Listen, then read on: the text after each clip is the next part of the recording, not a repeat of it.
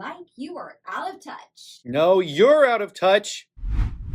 To be honest, we may both have been out of touch. Or maybe a more gracious way to say it would be that we were mistaken about what people might not know. Because we always have new talent coming to us in the Atlanta Voiceover studio and our instructors, we always want to keep our fingers on the pulse of the questions that they may have. Like what ideas or expectations about voiceover they may have as they start out. So we reached out to 3 people who are crushing it in VO but are still new to the industry. Plus, the extra bonus is that they engineer our beginner voiceover intensive classes each week. So they hear the questions people have firsthand. Plus, they're also there for the aha moments. John Bertullo, Gabby Naylor, and Edilio Diaz, each of them gave us some myths that they have to dispel each week. Myth number 1. The most expensive mic in a fancy booth is the only way to go.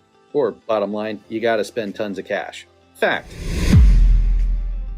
Expensive doesn't always mean better. John says, the study of acoustics is a literal science. By learning some basics about acoustics and sound treatment, you can learn how to get your space sounding great without needing to win the lottery to do it. And I couldn't agree more. You can have a U87, but it doesn't mean you're going to sound good. And why is that? And engineers all over the world have talked about this. Treating your space acoustically with sound panels, or other stuff depending on where your space is what's going to make your recording sound fantastic. The right acoustic treatment for your space is the name of the game. And so whether you're figuring out your home studio right now, or down the road, as you're looking at equipment, make sure you put the same amount of energy and time into looking at acoustic treatment and the right acoustic treatment for your space. The goal of acoustic treatment is to make your recording environment sound more neutral and sonically pleasing, like no bouncing of your voice. It's a way to control the space. Acoustic treatment is done by mounting absorption or diffusion devices in areas where problematic reflections occur. We can make it sound way more scientific than that, but that's the gist of it. So if you have a fantastic and inexpensive mic like the Rode NTG1, and then you have a recording space that's acoustically treated well with the right treatment, you could sound like $1 million.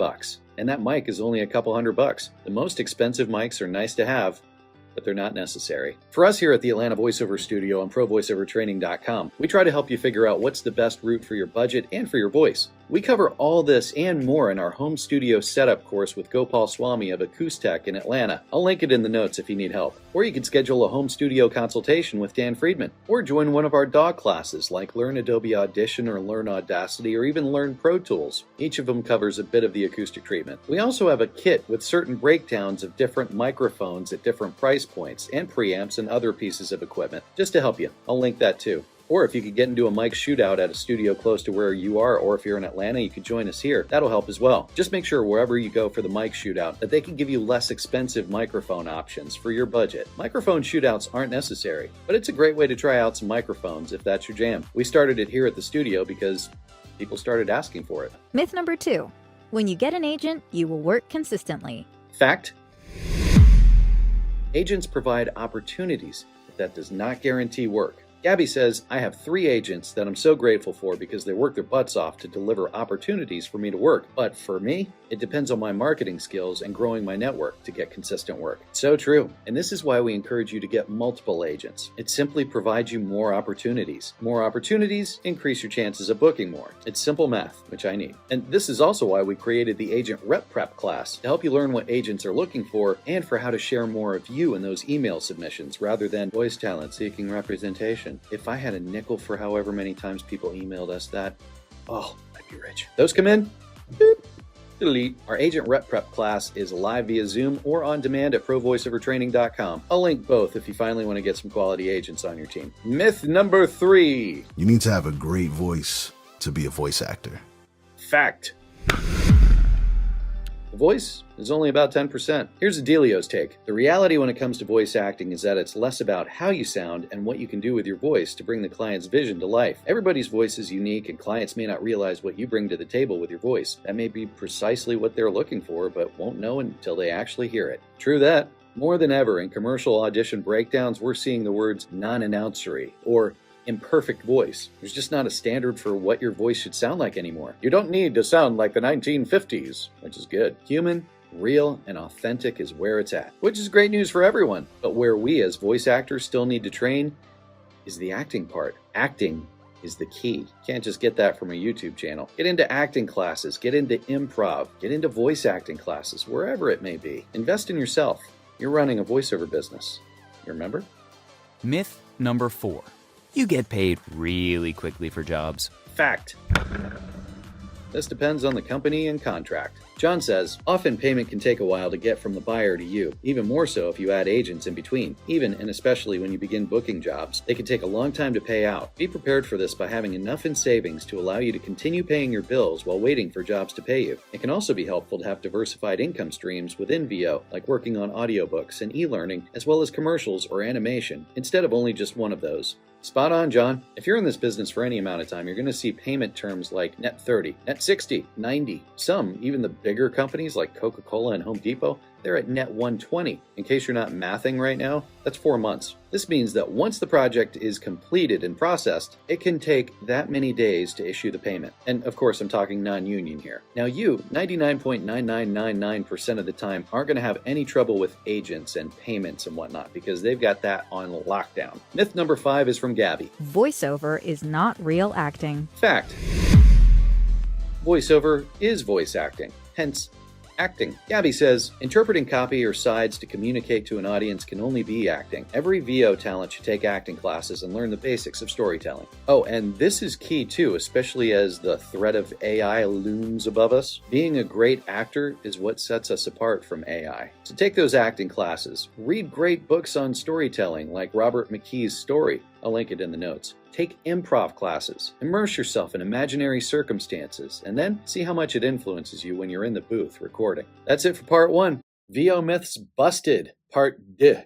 We shared the first 5 myths in part 1. I'll link it in the description in case you missed it. But now, without further ado, Myth number 6. I didn't book the job, so I must have done something wrong. The fact of the matter, as long as you read the instructions and the specs and gave your best interpretation of the audition as possible, you likely didn't do anything wrong. So much of what makes an audition stand out is less about right or wrong and more about authenticity, emotional honesty, and often just plain luck. By learning how to interpret scripts as well as the types of specs, tones, and character archetypes you naturally connect to, you give yourself the best chance of booking. Now, even then, it's still only a chance. Now, the flip side of that is that there is always a chance that you can book it. So keep auditioning.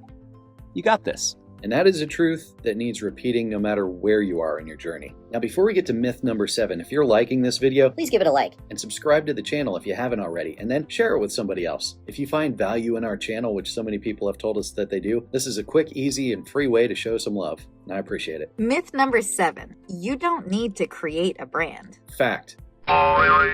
Correct. You don't have to create a brand. Who you are authentically is your brand. You're an original. I remember taking a VO industry class with Ariana Ratner, and she was the one who said, stop treating yourself like a product that needs to be branded. You're an artist, and artists are people. That woke up something inside of me to convey my social media self as my true and authentic self, which helps my network truly understand what I bring to the table as an actor. I want to explain a little bit about what Ariana probably meant. You definitely do not need to manufacture a brand. I repeat, you do not need to manufacture a brand, but your true, authentic self is your brand. And it's very important that you understand what that is. If you're not very self-aware, this might be hard, and it can kind of be overwhelming a little bit, having to seek inside yourself, wondering, ooh, what do people see? And that's the case. The problem is a lot of people just don't understand what other people see or hear in them. And it's very important that you understand what that is. The problem is a lot of talent, both on camera and voiceover talent, don't actually know what people see and hear when they're in front of them. There's a great workshop that can help you with that if you're having trouble, and I'll link it in the notes. So if you're unaware about how you come across or how someone may perceive you, that has life and work ramifications. In this digital world, sending an email to a potential agent saying animation VO or I'd like to join your roster is just like seeing a can on a grocery store shelf that just says food. Kind of blah, right? So all that to say, you don't need to create a brand, you need to know what your brand is. And if you don't, we can help with that with our business branding and marketing workshop. Check it out at provoiceovertraining.com. I'll link it in the notes. Myth number 8. If you're good at impressions or impersonations, that's all you need. Fact. Impressions and impersonations are added value that you bring as an actor. While celebrity impressions are fun and can certainly help you, the client is looking for authenticity and relatability. After all, an impression, no matter how good it is, is just a facsimile of the real deal. You are the real deal when it comes to your natural voice and the pictures that you can paint with it. Impressions and impersonations can come in handy for certain projects. And yes, on occasion, specific things like that are asked for, which is good if you have that in your wheelhouse. For example, in commercials, they could cast a voice talent to impersonate a certain celebrity in place of the real celebrity so that the client can hear it. But for 99% of the auditions that we get, they're pretty much just going to want your authentic voice, authentically you. Myth number 9, voiceover is really limited. Fact. There are so many opportunities in voiceover that go beyond animation and commercials. One of the things that stuck out to me when I took Brian's intro workshop is just how expansive voiceover actually is. Most people think of animation in video games, but there's so much more. You have social media, corporate narration, IVR, it just goes on and on. Voiceover is as limitless as you and the client's creativity. One of the great things about voiceover is that you have the opportunity and the ability to create the voiceover career that you want. There's a lot of talk about AI, but we have a long way to go with that. And everything that I'm hearing from casting directors and agents, AI simply doesn't know how to act yet. So if you bring your human and authentic self to each audition, that'll win out every time. But being able to diversify into so many genres within voiceover isn't only good for your income, it makes you a more well-rounded voice actor. And it's super interesting, and it's fun. So thanks, John, Gabby, and Edilio for sharing what you guys have learned. We appreciate it. Thanks for watching our Atlanta Voiceover Studio and ProVoiceoverTraining.com channel.